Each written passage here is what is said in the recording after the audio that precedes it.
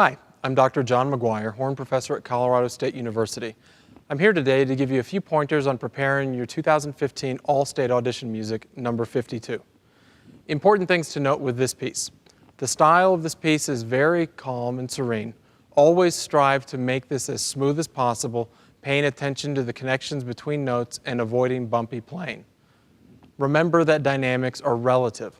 While the majority of this piece is softer, don't try to play too soft. If you find that notes aren't speaking, perhaps you are trying to play softer than what you are capable of. Work every day on controlling your soft playing, but in performance, make sure that the notes always speak. Before beginning, notice the long phrase lines throughout. You always want to make sure these phrases are as clear to the listener as they are on the page.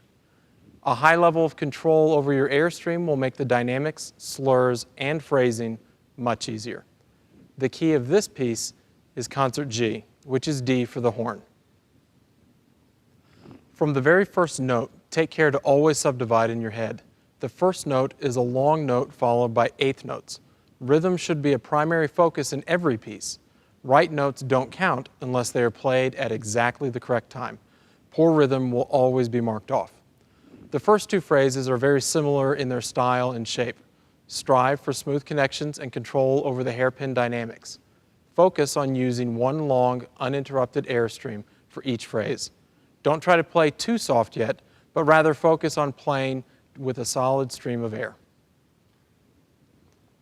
In the third phrase, beginning with pickups into bar 5, make sure you don't play the piano too soft, because the next bar you have a pianissimo, and that difference needs to be clear and audible to the listener.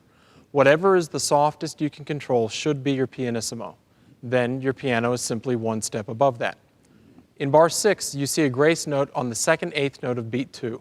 I recommend tonguing this grace note, even putting a very subtle accent on it to aid in clarity. Otherwise, you run the risk of having it sound like a mistake. In bar 7, the dynamic returns to piano. Make that clear. Also, we see here that the rhythm is changed to include dotted notes. Play the dotted notes long in the 16ths with a bit of lilt, which when combined with the crescendo will help in moving the line forward toward the next downbeat. The grace note in bar 8 should be executed exactly as before. Pickups into bar 9 are now mezzo forte. This subito change should be very clear to the listener.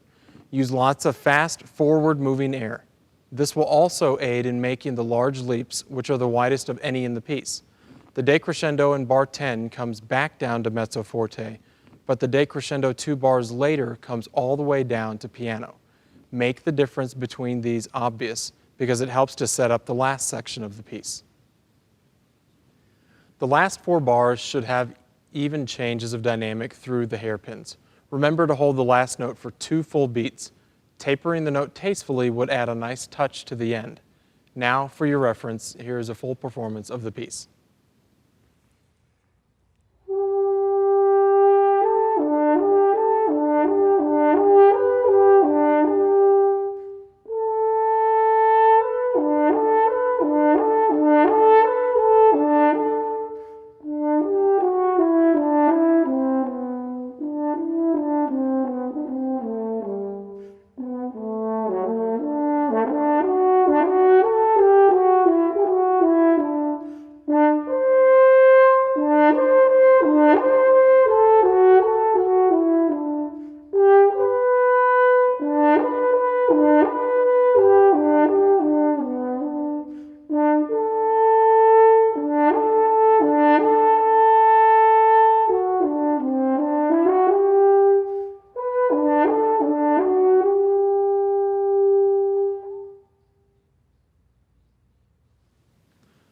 I hope you found this helpful.